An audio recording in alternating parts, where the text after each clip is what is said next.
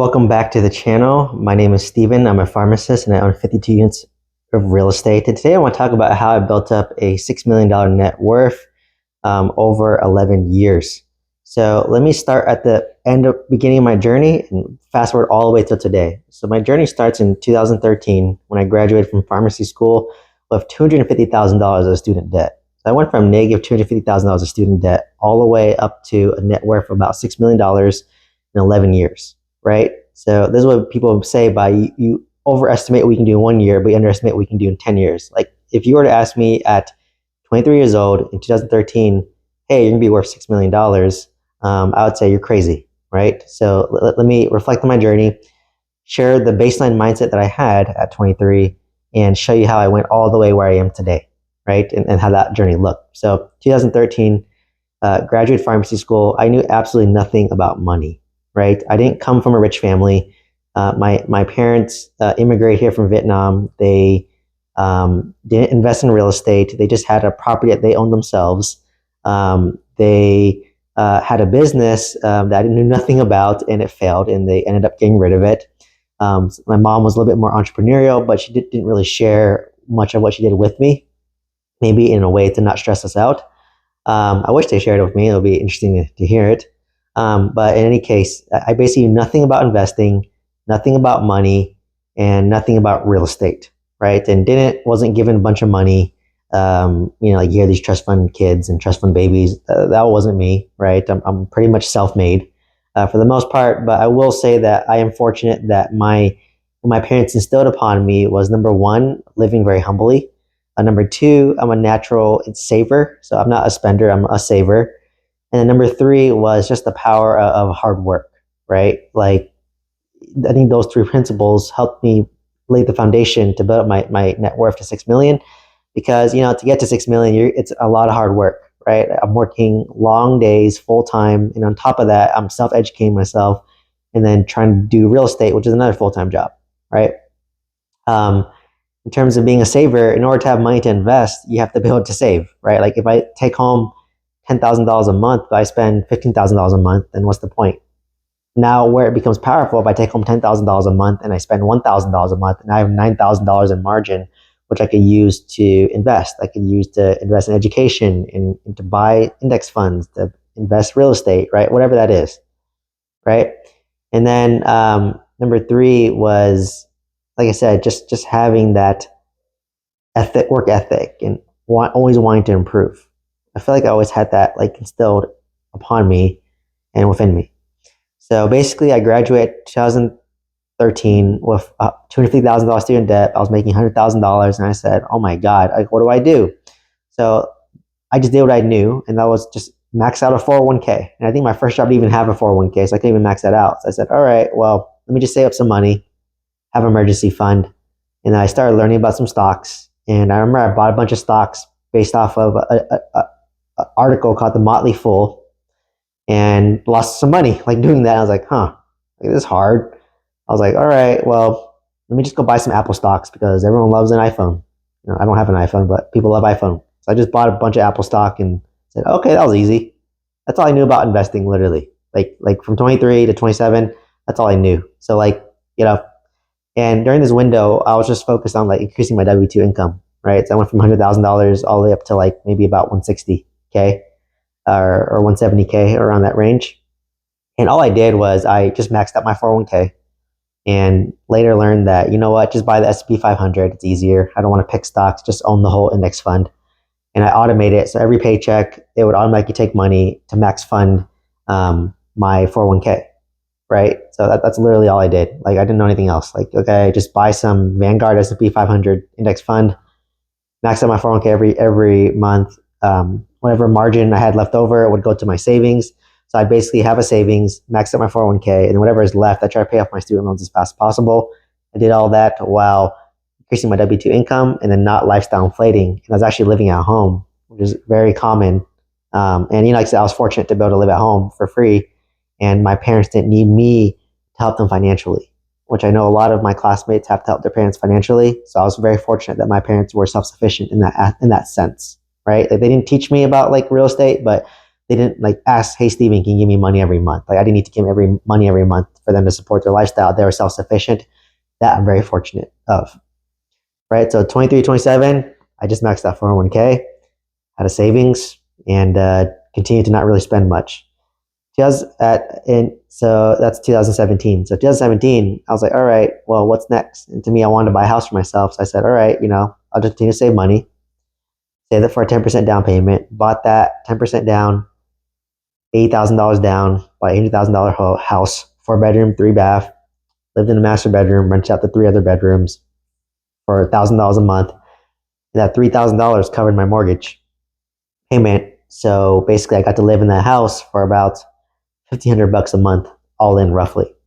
So I just said, all right, okay, now I'm learning how to be a landlord, right? I'm dealing with tenants. I'm validating people, writing contracts, right? Real estate contracts, all this stuff, right? It just teaches you a little bit. And then I just continued that. So I started that in 2017. And then, I'm still maxing out my 401k, save for another down payment. And I bought another single family home in 2019, right? And I bought 2 single family homes in 2020, 2 single family homes in 2021. And then in 2021, that's when I bought my first 26 unit apartment complex. And I bought my mobile home park, which I lost my money on. Check out the video on that one. And then I bought a 20 unit apartment complex in 2022. So this is what I mean by it starts to cascade, right? So let me go through that timeline again. Like literally from 2013 to 2017, I was just trying to pay off $250,000 student debt. The most I did was have an emergency fund of probably 10, 20K. And I basically was focusing on increasing my W-2 and just maxed out my 401k. That's about it. So, in those 4 years, let's say the 401k was 20K a year, my net worth, I probably socked away $80,000 and it probably doubled in that time. So I probably had about $200,000 worth of 401k. And at that point, I paid off $250,000 student debt. So I went from a negative $250K net worth all the way up to a $200,000 net worth. And I saved up more money to buy my first single family home. And I continued this process, in 2017, I got my first one in Livermore. 2019, I bought one in San Francisco. In 2020, I got one in, I think, Lake Forest, Orange County, right? In 2021, I bought one in Huntsville, Alabama.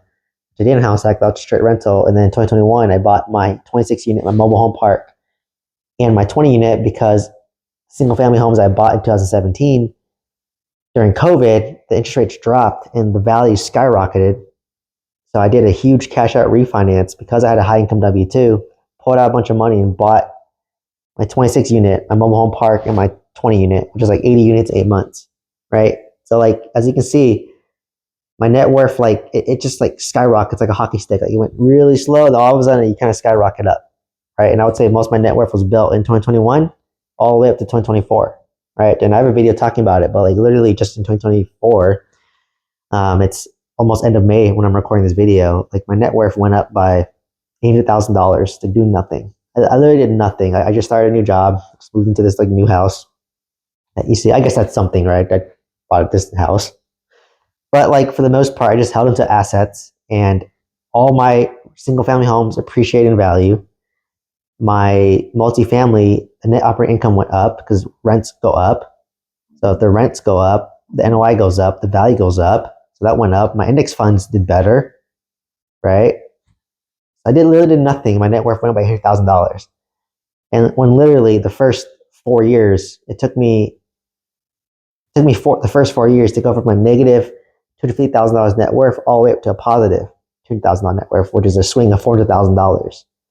But literally, so it took me 4 years to build up my net worth by $400,000. And in 5 months in 2024, I did nothing, and my net worth went up by $800,000. This is what it means by compounding, right? So that's really all it is. You just have to start. You just have to slowly improve over time, and eventually you have your hockey stick moment, right? And then my hockey stick moment was during COVID when interest rates dropped. My properties appreciated like crazy. Each of them appreciated by $500,000 each.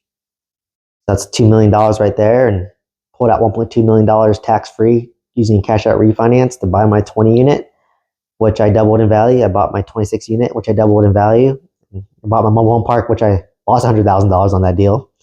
But yeah, so that's how it snowballs. And now when interest rates drop again, guess what I'm going to do again? I'm going to cash out refinance my 26 unit, my 20 unit, pull out that money, pull out maybe close to another $1 million and go buy another apartment complex. And this is how it gets easier and easier over time, right? And I'm still working my W-2 job. So, hopefully this gave you some context as what's it like to build $6 million net worth over 11 years. I'm working full-time the entire time, to be honest. And I started with a negative $250,000 student debt, right? Like, I had no help from my parents. Like my for these following, my mom passed away 2019, and my father, he doesn't like real estate investing. He tells me not to invest in real estate, and he doesn't actually know a lot of real estate I own to this day. Like, he doesn't know I own apartment complexes. He just knows I own single family homes in California.